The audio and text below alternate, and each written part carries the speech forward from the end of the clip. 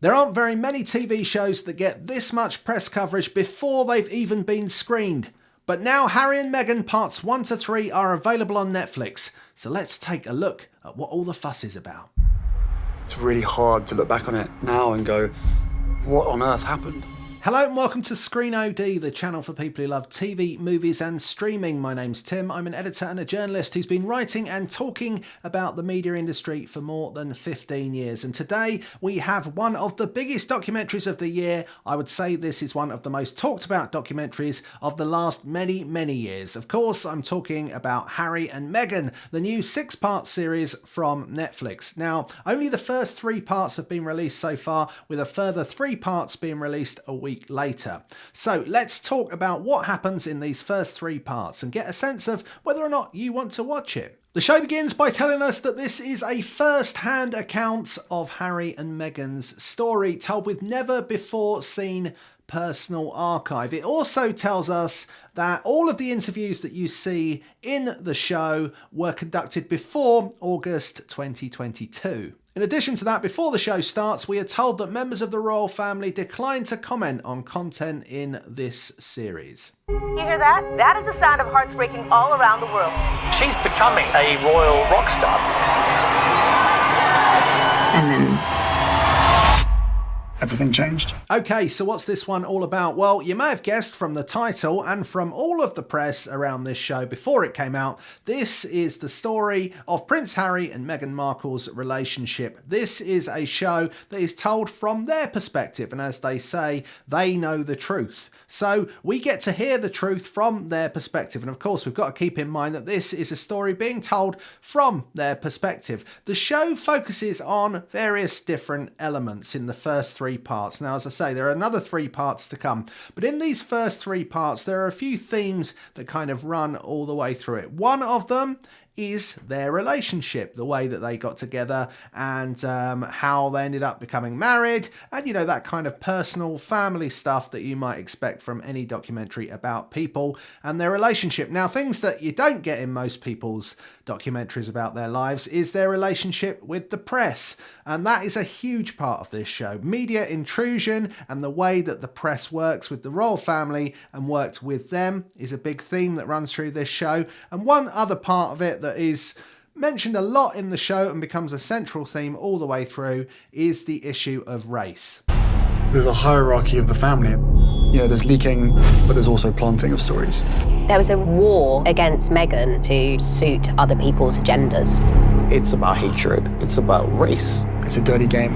This is a show that starts, and I think this is something that might surprise a lot of people about this show, especially with all the talk of bombshell revelations and the royal family preparing for all sorts of things to be said about them in the early stages of the programme. It actually starts in a relatively gentle manner with the story of Harry and Meghan's romance, how they met, how it developed, and seeing kind of inside their family life. It's got lots of kind of archive footage. They were filming themselves during this period, so there's kind of camera phone footage cut together with clips of them looking back, talking about their lives. A lot of this stuff at the beginning is quite warm and fuzzy and charming because this is a love story between 2 people who appear very much in love, and we hear about how Harry first saw Meghan with a filter on her on Instagram and inquired as to how he could find out more about her, and then the relationship developed, and it was a thoroughly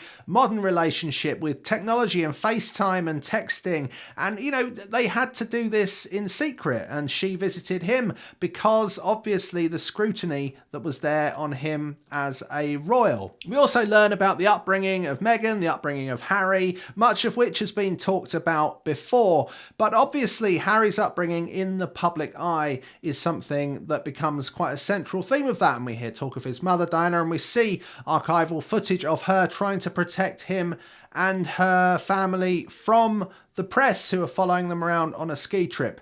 Now that very much takes the central role in these first 3 episodes, which is the role of the press in the life of the royal family, something that they are born into, a contract as it's described that they have with the press that they are born into, which they have no choice about. The pain and suffering of women marrying into this institution, this feeding frenzy. realized they're never going to protect you. It's clear from this documentary that the press intrusion into Harry's life as a child and then subsequently what happened to his mother, Diana, is something that has completely formed his view on how he needs to protect his family from the press and that intrusion of privacy in the future. And you can understand that from everything that's gone on in his life. And it's not just Meghan and Harry on screen in this show. We have commentators and we have people who work for them, we have friends, and we have historians talking on all sorts of subjects about the fun things in their lives, the way that they met, and also the way that being part of the royal family changed the way that Meghan had to live her life. There's also discussion of things as macro as British colonial past and the way that Brexit may have affected the way that people think about race in this country. Some might be surprised that there aren't so many huge bombshells about the royal family and the relationship with Harry and Meghan in these first 3 episodes. Now, at the end of episode 3, there's a very short trailer that plays if you watch it on Netflix, which does suggest that there's more to come on that subject in the second 3 parts that come out next week. However, that's not to say that there aren't things in this show that will surprise you and that are new news.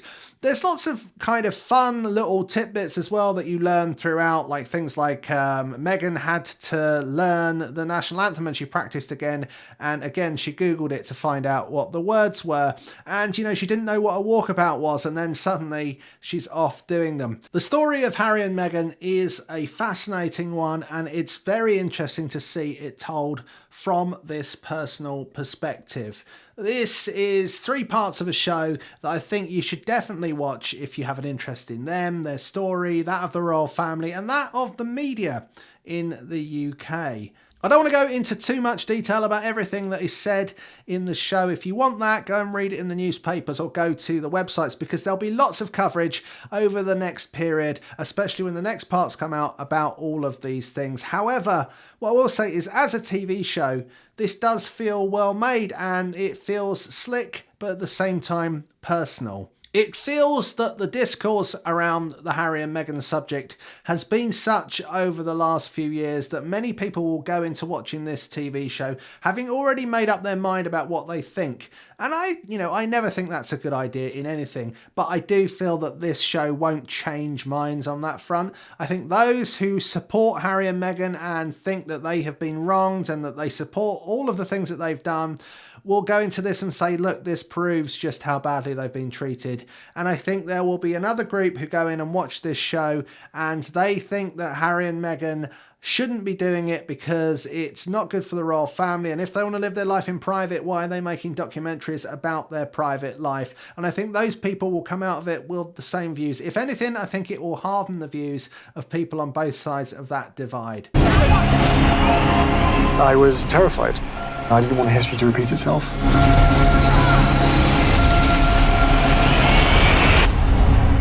No one knows the full truth. We know the full truth. The first 3 parts of Harry and Meghan are available to watch now on Netflix, with a second 3 parts coming out on December the 15th. Thanks so much for watching. I hope you enjoyed the review. If you did, why not hit that like button and don't forget to subscribe to Screen OD.